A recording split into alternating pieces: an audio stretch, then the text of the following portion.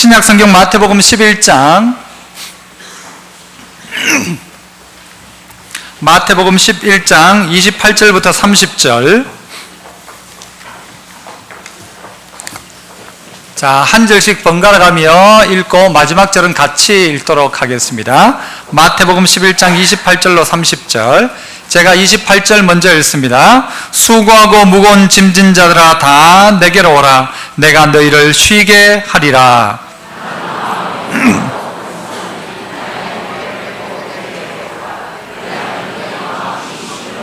같이요. 이는 내 멍에는 쉽고 내 짐은 가벼움이라 하시니라. 아멘. 할렐루야. 찬양대에서 찬양으로 영광 돌립니다.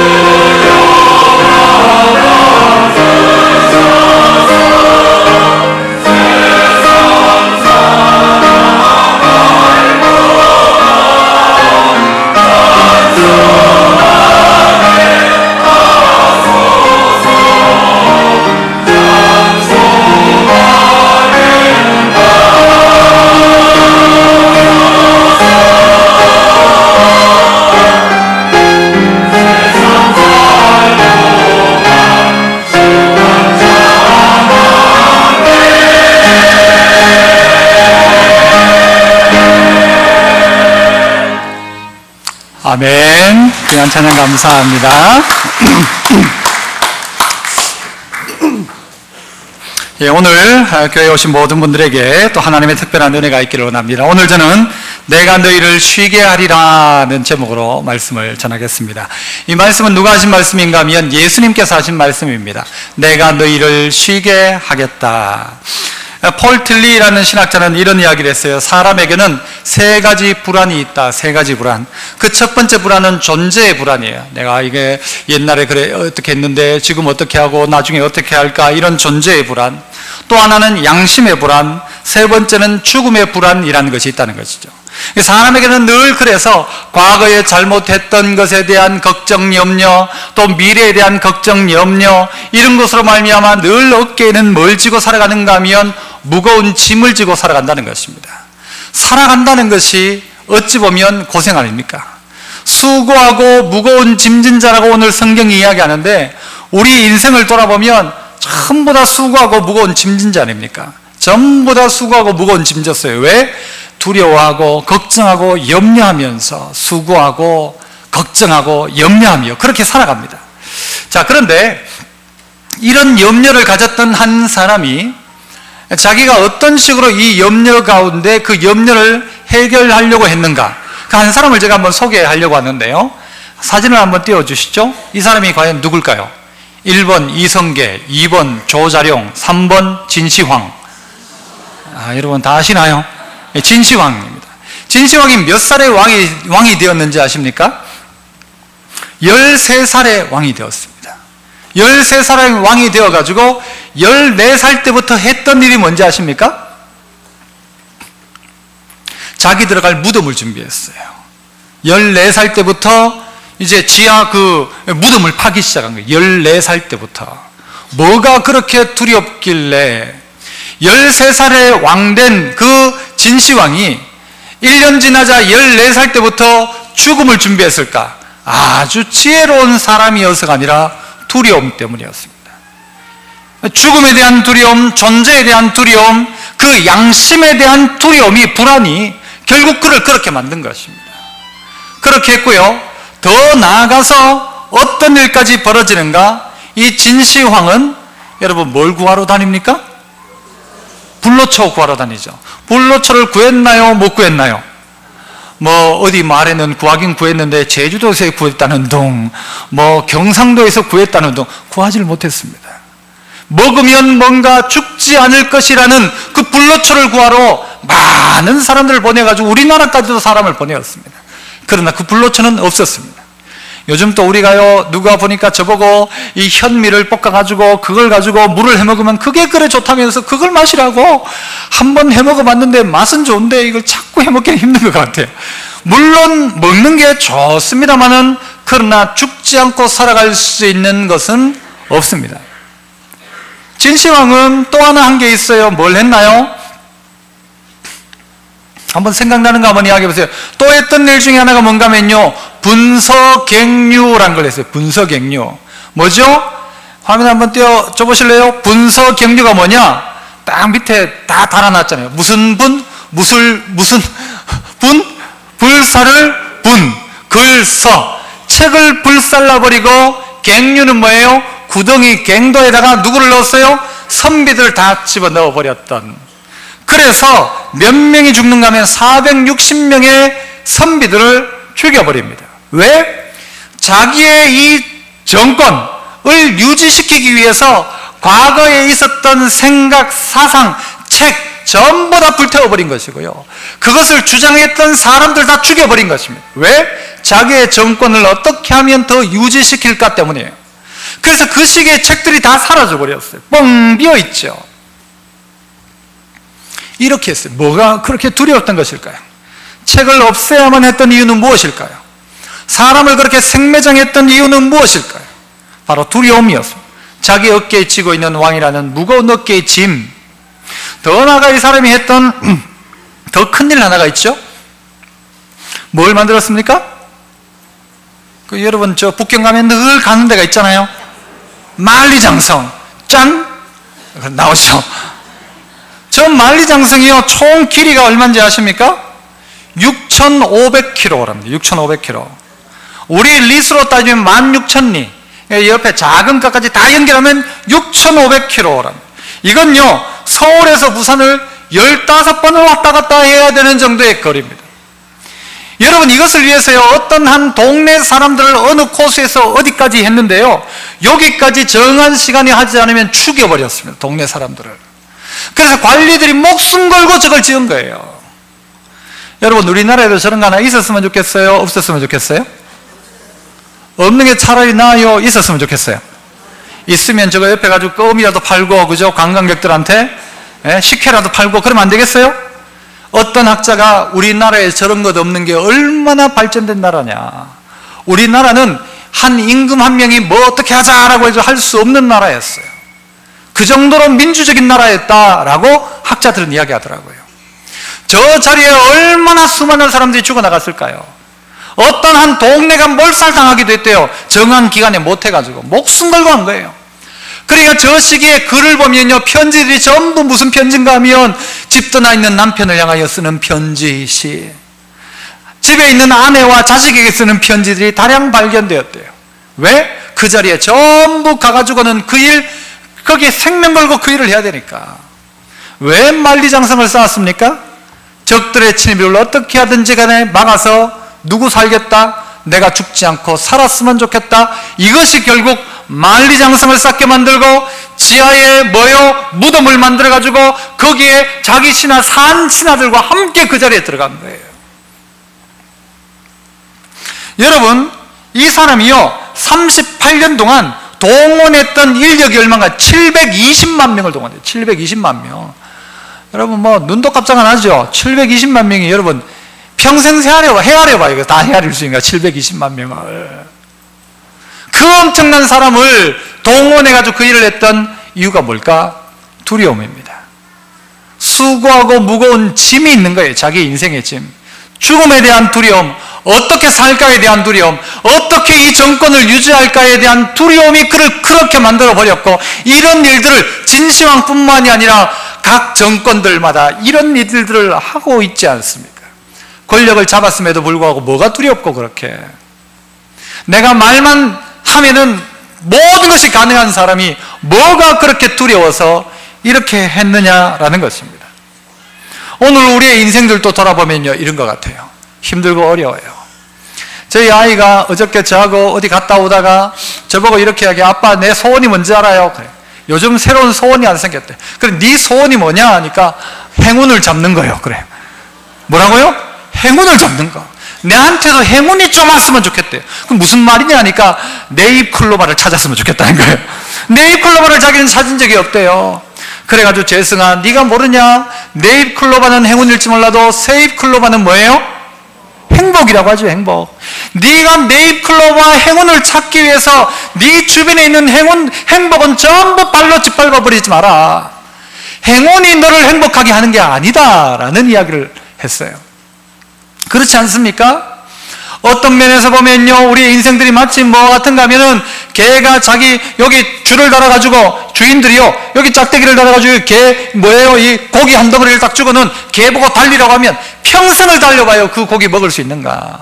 말 앞에 짝대기를 하나 딱 달아 당근 하나를 달아놓고는요 달리게 만들어요. 달리면 언젠간 먹을 것 같은데 그 당근을 달려가지고 먹을 수 있는 당근이 아니란 말이에요. 마치 인생을 그렇게 살아가더라고요. 달리기는 달리는데 달리는 이유를 몰라요. 까미가 썼던 시시푸스의 신화라는 책에 보면요, 어떤 이야기가 나와요? 그 시시푸스가 저주를 받아가지고 그의 형벌이 뭐예요? 밑에 있는 돌을 굴려가지고 산 꼭대기까지 가지고 올라가는 거예요. 올라가면 그 돌은 다시 굴러 내려와요. 그러면 또 돌을 또 굴려 올라가는 거예요.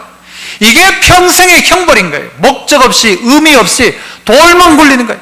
어깨에 무거운 짐을 지고 살아가는데 왜 짐을 져야 되는지, 왜 내가 이 고생을 해야 되는지도 모르고 그렇게 살아가는 거예요. 남편들이 자기 아내 이 부담인 거예요. 아내가 자기 남편이 사랑함에도 불구하고 어깨에 짐이에요. 자식이 짐이에요. 그렇게 여겨질 때가 있지 않습니까? 있잖아요. 우리하고 상관없는 선거구지만 서울의 한 선거구에는 교육감을 나섰던 분의 딸이 편지를 썼어요. 공개적인 편지를 쓴 거죠. 우리 아빠는 교육감 될 자격이 없다라고 썼어요. 우리 아빠는 절대 서울 교육감만 하면 안 된다. 딸이 그렇게 쓴 거예요. 왜? 열심히 달려왔을지 몰라요. 자기의 길을 달려왔을지 몰라요. 그러나 뭘 놓쳐버렸는가? 자기의 딸과의 행복을 다 놓쳐버린 거예요. 뭔가의 행운, 이 행운만 잡으면 행복할 것 같다는 그거 잡기 위해서 가면서 내 옆에 있는 행복들을 전부 짓밟아버린 거예요. 그리고 어느 순간 어느 자리에 서려고 하는 순간 뭐가 발목을 잡는가 하면 그때 그 일들이 나의 발목을 잡기 시작하는 거예요. 여러분은 과연 어떤 인생을 살아오십니까? 힘들고 어려운 인생 살지 않습니까? 그야말로 수고하고 무거운 짐 때문에 죽겠죠. 살아가는 것 자체가 힘들기도 해요. 어떨 때는 밥을 먹어야 된다는 사실 자체가 고통일 때도 있어요. 이런 인생을 어떻게 더 이상 살아가야 될까라는 이 무거운 짐, 견딜 수 없는 짐을 지고 있는 분들이 있을 수 있습니다. 그런데 오늘 이런 짐을 지고 있는 인생을 향하여 놀라운 선포가 있습니다. 그 선포는 뭔가 하면 내가 너희를 쉬게 하겠다라는 것입니다. 내가 너희를 쉬게 하겠다. 내가 너 쉬게 하겠다는 거예요. 너 지금 무겁고 힘들고 어려워하고 있는데 내가 너를 쉬게 하겠다라고 누가 말씀하고 있는가 하면요, 예수님이란 분이 그 말씀을 하고 있어요. 못하겠다고 말하지 않고 내가 쉬게 하겠다라고 이야기하는 거예요. 어떤 사람들은요, 네가 지금 고생하는 거, 네가 지금 그래 힘든 거는 다 네 업보다 그래요. 네가 전생에 잘못해가지고 지금 그 벌 받는다라고 이야기해요. 그래서 뭐라고 하는가 하면 네가 그 벌 곱게 다 받아라 그래요. 네가 그 벌 다 받아라. 그러니까 평생 수고하고 무거운 짐을 끝까지 짊어지고 살아가야 되는 거예요. 이건 내 업보다, 내 전생의 죄고, 내가 전생에 잘은 몰라도 무슨 죄를 지었겠지, 그러니까 내가 이렇게 됐겠지, 내가 이런 고생하겠지 라고 이야기하고 그 답에, 그 문제의 해답은 없어요. 당하는 것밖에. 그러나 주님은 뭐라고 하는가? 내가 너의 무거운 짐 내가 대신 짊어지겠다라고 말해요. 내가 너의 죄 내가 대신 짊어지겠다고 말씀하는 분이 이 세상에 그 누구도 없고 딱 한 분, 예수 그리스도예요. 그분이 있다고요. 그렇게 말하는 분이 계시다고요. 없다면 몰라도 있다고 하면 한번 진짜 맞는가 한번 생각이라도 해봐야 된다는 거죠. 정말 맞는가? 그 예수란 분이 거짓말한 건 아닌가? 한번 찾아보자고요. 한번 들어보자고요. 진짜 내 무거운 짐을 맡아줄 분이 계시다면 좀 맡아줬으면 좋겠다. 정말 좀 맡아줬으면 좋겠다. 내가 무거워가지고 너무 힘들다. 여러분 그럴 때가 있잖아요. 저는 제 아들을 잠자기 전에 늘 기도를 해주거든요. 기도를 해주는데 며칠 전에는 제가 거꾸로 재승아 네가 아빠를 위해서 좀 기도를 좀 해달라 그랬어요. 네가 아빠를 좀 위해서 기도해. 나도 기도가 좀 필요하다. 그래서 애가요 나를 위해서 기도해 주셨어요. 마음이 위로가 되더라고요. 언젠가 한 번은요 아들 보고 그랬어요. 재승아 아빠 머리 좀 쓰다듬어 달라고 했어요. 그게요, 아들이 아빠를 그래가지고 애가 내 머리를 쓰다듬고 볼을 이렇게 만져주는데 얼마나 좋은지 몰라요. 여러분 한번 해보세요. 아들 있는 분들 한번 해보세요. 그렇게. 아니면 손잡아고 할아버지 뺨 좀 만져도 희한합니다. 마음이 얼마나 좋은지 몰라요. 위로가 필요해요. 남들 다 뭐라고 이야기하는가 하면요, 무거운 짐 네가 책임져라. 그건 네 인생의 업보다 네가 책임져야 된다. 네가 전생에 잘못했다고 하는데 주님은 뭐라고 하는가 하면은 내가 책임지겠다라고 얘기해요. 내가 책임지겠다. 내가 너를 쉬게 할 수 있다라고 말씀하신다고요. 그분이 계시다는 사실이 저는 마음에 얼마나 위로가 되는지 몰라요. 얼마나 위로가 되는지 몰라요. 내가 너 집 맡아주겠다라고 하니까 얼마나 홀가분한지 몰라요. 얼마나 홀가분한지. 주님이 맡아주겠다고 이야기하세요. 어디 여행을 가가지고요 막 바쁘잖아요. 바쁜데 막 짐은 이만큼 있는데 저기 가서 뭘 가지고 와야 되고 또 저기 가서 뭘 가지고 와야 되는데 뭘요, 이거를 어디 맡겨두면 좋은데 맡겨둘 데는 없고 이걸 들고 저기 건너갔다가 막 횡단보도 건너갔다가 육교 넘었다가 죽을 지경입니다. 뭐 때문에? 짐 때문에. 그런데 주님은 이 짐을 맡아주시겠다고 해요. 맡아주시겠다. 알렉산더의 군대가요 전쟁을 나갔는데 이것들이 전쟁을 잘하던 군대가 언젠가부터 이게 전쟁에 지는 거예요. 딱 보니까 무슨 문제인가 하면요, 전쟁을 하면서 노획물들을 너무 많이 얻은 거예요. 그래가지고 배낭 안에 뭐 그냥 딱 정확한 양식만 있는 게 아니고 배낭 안에 금도 있고 은도 있고 돈도 있고 뭐 별걸 다 넣어놓으니까 무거워가지고 전쟁을 못하는 거예요. 그래가지고 어떻게 하냐, 다 꺼내라. 딱 맡아주고 다시 전쟁을 했어요. 이겼죠. 오늘 내 무거운 짐을 주님 맡아주시면 승리할 수 있는데 무거운 짐 다 들고 가려니까 막 냄비도 들고 가야 되고 가마솥도 들고 가야 되고 쌀도 짊어지고 가야 되나 죽을 지경인 거예요. 죽을 지경. 어떻게 먹고 살아야 될지, 뭘 먹고 살아야 될지, 어떻게 할지를 모르니까 죽을 지경인 거예요. 주님이 말씀하십니다. 무거운 짐을 지고 고생하고 있느냐? 내게 와라. 내가 너를 쉬게 하겠다라고 이야기합니다.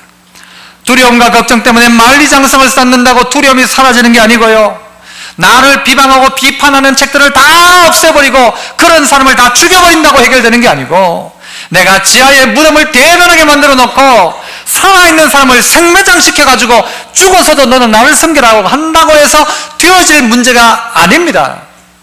진시황이 몇 살에 죽었게요? 50살에 죽었다고 하죠. 50 안 돼가지고 죽었어요. 그렇게 해도 결국 그렇게 죽어갈 인생이란 말이에요. 지난 주간에 우리 장로님도 잠깐 기도하셨고요, 오늘 우리 가족들도 우리 교회 지금 예배에 참석하셨는데, 강기인 성도님이란 분이 소천하셨어요. 돌아가셨어요. 지난 주에 돌아가셨는데, 이분이 교회를 제대로 나오신 분이 아니었어요. 여기도 계시지만 우리 그 부인 집사님이 교회에 나오는 걸 못 오게 했어요.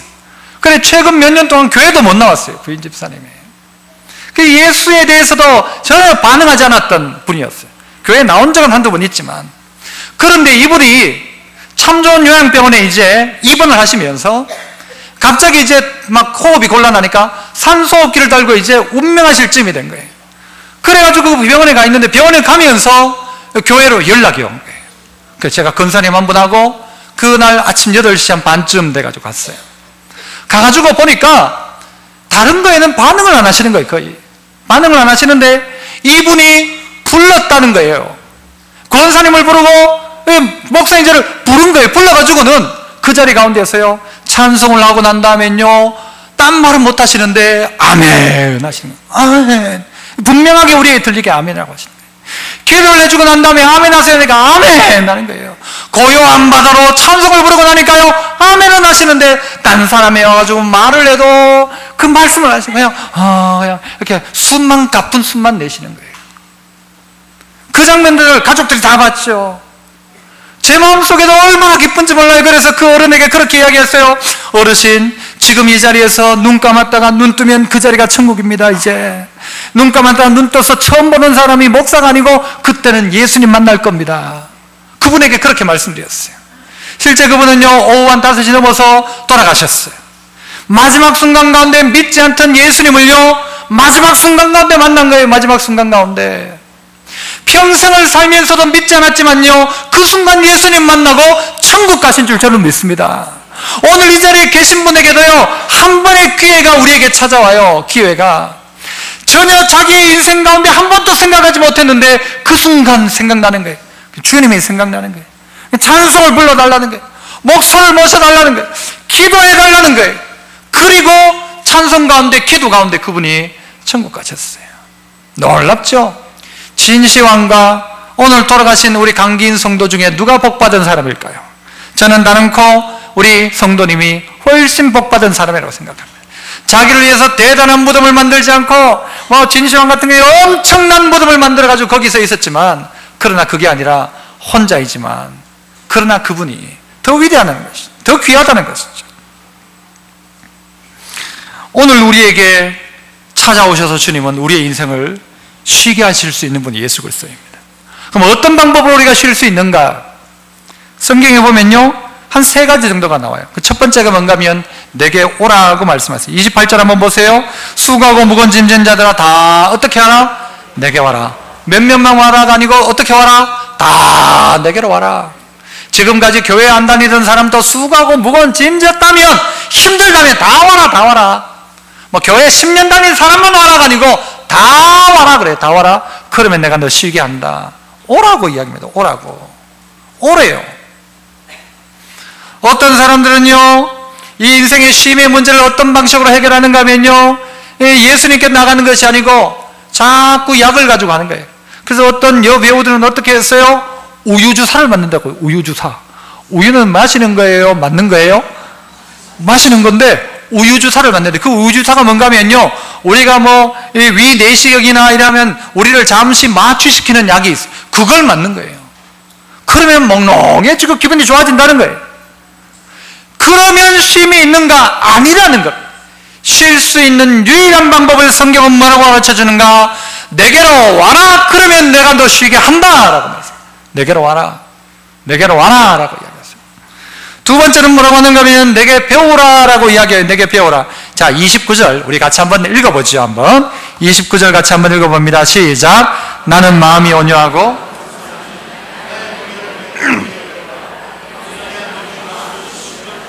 어떻게 하면 쉼을 얻는데요? 뭐라고 했어요? 내게 배워라. 내게 배워라.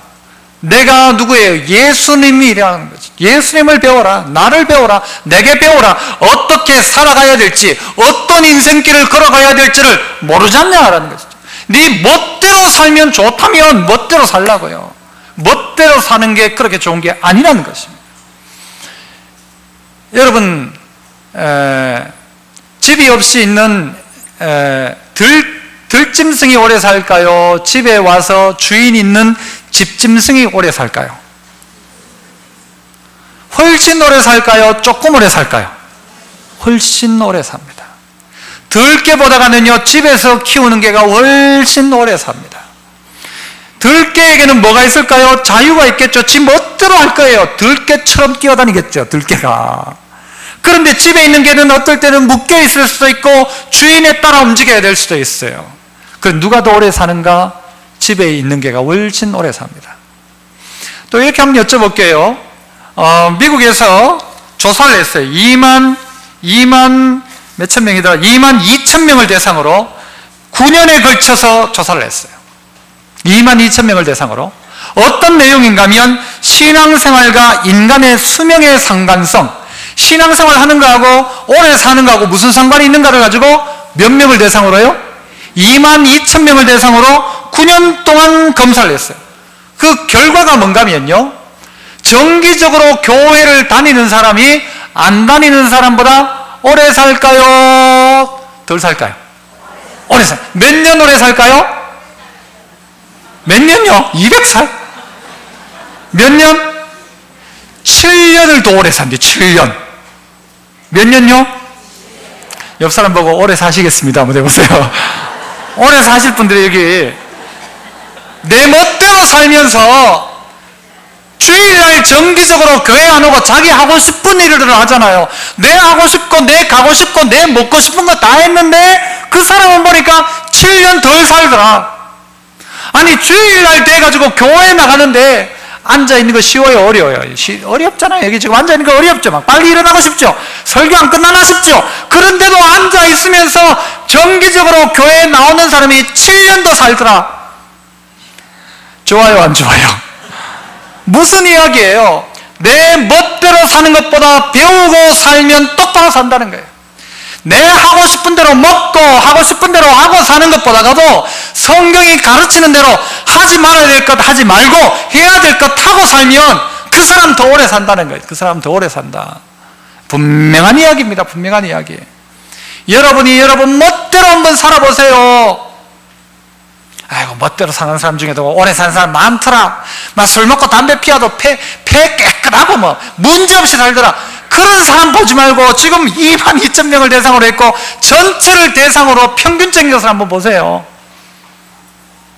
그러면 뭔가 이유는 있다는 겁니다. 예수께 나와라. 예수께 나와라. 그리고 그분에게 배워라. 배우면 여러분 되어지는 거예요. 여러분 쉰다고 하는데 쉬면 여러분 좋습니까? 여러분 한 30박 31일 저 유럽 여행을 30박 31일을 갔다 온다고 생각해 봅시다. 여러분 어떻게 될까요? 응급실 갈까요? 좋아질까요? 30박 31일 하면요 어지간하면 링겔 한 대 맞아야 됩니다. 여행 갔다 와서. 그래서 보통은요 한 보름 정도 10일이나 15일이나 짧으면 3박 4일 이 정도죠. 쉬는 걸요 마음껏 한 30일 쉬어보세요. 한 3년을 쉬어보세요. 아무것도 하지 말고. 사람요 몸 살라서 죽습니다. 오늘 우리에게 말씀합니다. 내게 와서 배워라. 그것이 쉼이다. 배우면 그게 쉼이다. 안 배우고 그냥 살아가면 그게 쉬는 것 같지만 도리어 내 멋대로 살아가면 내 몸이 망가지게 되어 있는 게 우리의 몸의 구조입니다. 안 그렇습니까? 내 멋대로 규칙적으로 안 살고 막 자고 싶으면 자고 먹고 싶으면 먹고 계속 그래 보세요. 몸은 망가지게 되어 있습니다. 그러나 규칙적으로 하기 시작하면 하나님께서 그 삶 가운데 은혜 주시죠. 마지막으로는요, 그래서 우리가 어떤 인생 살아가야 되는가 하면 우리의 영혼이 쉼을 얻어야 돼요. 다른 게 아니고 육체가 아니라 우리의 영혼이 쉼을 얻어야 돼요. 우리 할머니들 중에 벌써 막 허리가 아프고 화장실 가야 돼가지고 막 벌떡 일어나시는 분이 많은 것 같아요. 잘 들어야 돼요. 이제 잘 들어야 돼요. 우리의 인생에 진짜 귀한 것이잖아요. 쉴 수 있는 방법, 진정한 쉼을 이야기하고 있다고요. 예수님 앞에 뭘 배우는가 하면요, 멍에를 매면 배운다고 이야기해요. 멍에를 매면. 그러면 어떻게 된다고 하는가 하면요, 29절에 보니까 너희 마음이 쉼을 얻는데요. 30절에 보니까 내 멍에는 쉽고 내 짐은 가볍대요. 무슨 말인가 하면은 소 두 마리가 쟁기를 이렇게 논을 간다 치면은요, 두 마리가 다 어깨에다가 이 지잖아요. 멍에를 딱 메고 가는데 이 멍에 중에서 어떤 멍인가 하면 이 큰 소가 멍에를 맬 때 옆에 있는 작은 소는 힘들까요? 힘이 덜 들까요? 잘 모르겠어요. 여러분, 그럼 반대로 이렇게 생각해 보세요. 군대에 가면은 목봉체조라는 게 있습니다. 전봇대 같은 나무 전봇대를요, 정신 통일을 하면서 얼마나 힘든지 몰라요. 이게 너무너무 힘들어요. 제일 힘든 건 누가 제일 힘들까요? 키 큰 사람, 키 작은 사람. 키 큰 사람은요 죽습니다. 그거 목봉체조하면. 그런데 키 작은 사람은 어떻게 하면 되죠? 이렇게 했다 이렇게 하면, 손 들었다 놨다, 둘 게 없어. 그냥 손만 뻗쳤다 내렸다 하면, 손 뻗치면 전봇대는 저 위에 있고 내리면 괜찮고 하는 척만 하면 되는 거예요. 여러분, 마치 오늘 멍에가 뭐냐 하면요, 주님의 멍에를 매란 말은 네가 내 옆에만 붙어 있어라. 그러면 넌 거저간다 하는 거예요. 거저간다. 그러니까 쉼이에요. 아무것도 안 하니까 쉬는 게 아니고 일하는데 그게 쉼이에요. 여러분, 직장생활 하는 분에게요, 지금부터 직장 다니지 마라, 월급은 줄 테니까 다니지 마라 하면 처음엔 좋다 할지 모르지만요, 절대 좋지 않습니다. 너무 힘들어, 일하지 않으면. 주님은 어떻게 하는가 하면 네가 내 멍에를 매라. 매면 쉰다 하는 거예요. 안 매면 쉼을 얻는 게 아니고 멍에를 매야 쉼을 얻는다는 거예요. 아무것도 안 하면 마음이 쉼을 얻는 게 아니고 우리가 감당해야 될 일, 누군가를 돕고 베풀고 나누고 주님이 가르쳐주는 그대로 한번 해보면 그제서야 그게 쉼이라는 거예요. 쉼. 짐은 가볍대요. 군대에 가보니까 제가 쫄다구 때 군대 가니까 행군을 하는데 막 저는요, 야삼 넣고 거기에 뭐 다 넣었어요. 막 싹 다 넣어가지고 하니까 무거워 죽겠어요 진짜. 그런데 언젠가 알게 된 사실인데요, 소대장님 그 뒤에 백에는 뭐가 들어가 있는가 하면요, 이 바람 넣는 베개 하나가 들어가 있는 거예요. 딴 거 안 넣고. 이럴 수가, 나는 이럴 수가. 그런데 주님은 우리 보고 뭐라고 하는가 하면요, 네가 내 짐 져라. 이거 빈 거 지고 내가 네 거 져줄게 하시는 분이 예수님이세요. 일반 군대는요, 고참이 될수록 덜 가져가요. 쫄따구가 다 들어야 돼요. 그런데 교회에 와보니까 교회는 어떤가 하면 예수님이 다 져준대요. 교회는 어떤 것인가 하면 처음 오면요, 여러분이 주인이에요. 주인. 오래 다닌 사람이 주인이 아니에요. 처음 온 사람이 주인이에요. 여기 있는 분들이 전부 잘 섬겨줘요. 거저가는 거예요. 거저가는 거.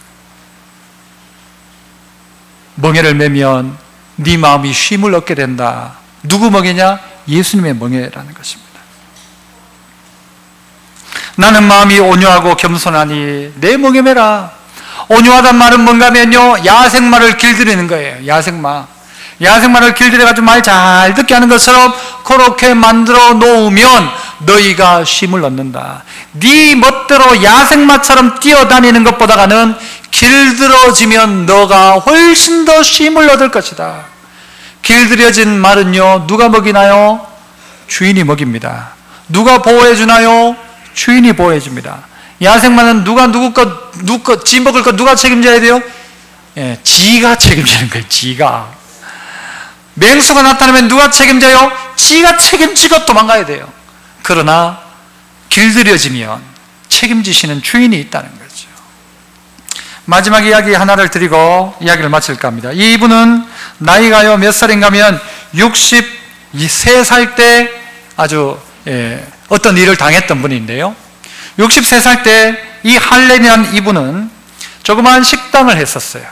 식당을 하면서 그 옆에 숙소도 있어가지고 그걸 가지고 장사를 하고 있었는데 어떤 사람이 오더니 그 식당하고 숙소를 우리한테 팔라는 거예요.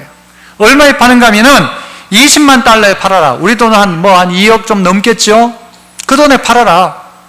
맞나 모르겠어요. 하여튼 계산이 하여튼 모르겠지만 하여튼 간에 그 20억 달러에 팔아라 해가지고 했는데 이 사람이 안 팔았어요. 왜? 내가 지금 이 나이에 다시 뭘 하겠냐, 내가. 할 것도 없고, 그냥 요렇게 그냥 장사해가지고 먹고 살아야지 하면서 있었는데, 안 팔았죠. 그런데, 한 2년 뒤에 어떤 일이 벌어지는가 하면요, 정부에서 거기에 동네에 우회도로를 만든 거예요, 우회도로를. 그러니까 옛날엔 자기 집 앞으로 가면서 밥도 사먹고 라면도 사먹고 하던 그 사람들이, 잠도 자던 사람들이 우회도로가 생기니까 아무도 그 집에 오질 않는 거예요. 그러니까 쫄딱 망해버린 거예요. 그러니까 무슨 생각이 드는가 하면 그때 내가 진짜 팔았어야 되는데 내가 욕심을 부려가지고 그때 팔기만 팔았으면 좋았는데 이러고 있을 때 자기 아들마저도 죽어버립니다. 그러니까 이 사람이요 너무 깊은 좌절감에 빠지는 거예요. 지금 자기 있던 집도 완전히 이거는 망해버렸죠. 장사도 안 되죠. 사람도 안 오죠. 거기다가 아들은 죽어버렸죠. 그때 그거 팔았더라면 아들도 안 죽었을 거고 자기는 그 돈 가지고 살 수도 있었을 건데 하면서 막 한탄을 하기 시작하다 보니까 이 사람이 막 깊은 시름에 빠져가지고는 이제 이 정신과 질환이 오기 시작해요. 정신병이 온 거예요. 이래서 못 살겠다 싶어가지고는요 어느 날 자살을 결정하고 이제 난 죽는다. 이렇게 살아가지고 어떻게 살겠냐. 살아갈 날이 깜깜한 거예요. 너무 힘든 거야. 살아갈 날이 힘드니까 죽어야지 하고 집 밖을 나갔어요. 그런데 어딘가에서 노래 소리가 구슬프게 하나 들려오는데 자꾸 거기에 귀가 열리기 시작하는 거예요. 그 노래가 무슨 노래인가 하면요 너 근심 걱정 말아라 주 너를 지키리. 주 날개 밑에 거하라 주 너를 지키리. 주 너를 지키리. 주 너를 지키리. 아무 때나 어디서나 주 너를 지키리 늘 지켜주시리 라는 찬송가였어요. 허름한 집에 한 할머니 하나가 이 찬송을 부르는데 너 근심 걱정 말아라 주 너를 지키리. 주 날개 밑에 거하라 주 너를 지키리. 자기 인생을 돌아보니까 내 인생 가운데는 하나님이 지켜준 적이 없다라고 생각하는 거예요. 그런데 그 찬송을 들어보니까 하나님이 지켜주신다는 그 고백이 내 고백으로 들려지게 된 거예요. 그래가지고 이분이 이렇게 막 마음이 갑자기 막 뜨거워지기 시작하면서요 그 자리에 꿇어앉아가지고 기도했어요. 하나님 이곳에도 하나님이 계시는군요. 평생 예수님 없이 돈을 벌려다가 이렇게 되었는데 주님 멀리 떠나 있던 이 죄인을 용서해 주시고 나를 불쌍히 여겨달라고 기도를 하기 시작하는데 갑자기 막 손도 막 떨리기 시작하고요 마음속에 막 주체할 수 없는 막 울음이 터져 나오는 거예요. 그 회개하면서 자기의 살아왔던 인생을 돌아보니까 후회스러운 거예요. 후회스러운 거예요. 통곡하며 울고 나니까요 가슴 한편이 막 뻥 뚫려지는 것 같은 거예요. 그런데 그 순간으로요 즉시로 자기의 몸 가운데 있던 질병이 떠나가고요 그 다음에 가서 검사를 해보니까 깨끗하게 나았다는 정신과 의사의 진단을 받게 된 거예요. 하나님이 하시는구나.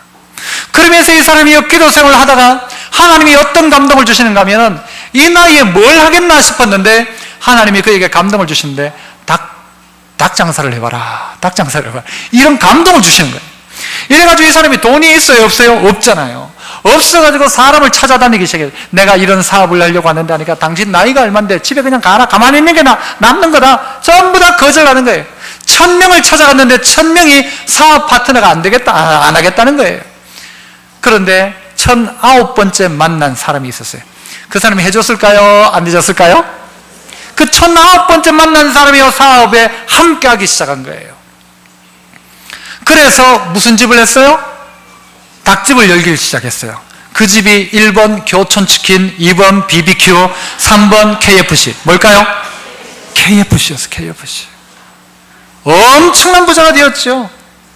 그 나이 74세가 되었을 그때에, 그가 74세가 되었을 때가 1964년도예요. 그때 이미 미국과 캐나다 600개의 체인점을 만들어요. 그리고 지금 어디요? 우리 동네에도 와 있잖아요. 저쪽에 KFC가 있잖아요. 저쪽에 저 범물동인가 저쪽까지. 우리 인생 가운데도 내 나이 60세 포기하자. 뭘 더 살겠다. 뭘 더 하겠냐. 내 인생에 희망이 없다. 젊은 나이에 있는 20대 30대임에도 불구하고 그 세상에 무거운 짐, 억누르는 짐, 아직 장가도 가야 되고 시집도 가야 되고 그 전에 취직도 해야 되고 뭐 전부 다 짐이에요. 하지만 그 짐을 향하여 주님은 말씀하시기를 내게 와라. 내가 너 쉬게 해줄 수 있다. 내 그 정도는 할 수 있다라고 주님 말씀하세요. 포기하지 마시고 오늘 이 순간 주님을 만나는 시간 되었으면 좋겠어요.